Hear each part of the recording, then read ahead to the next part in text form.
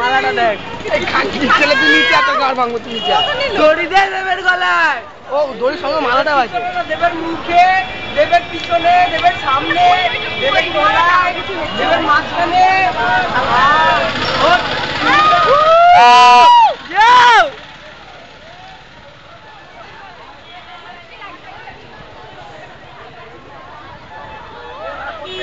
ইউটিউবে যাবে ফেসবুক কি বলছিস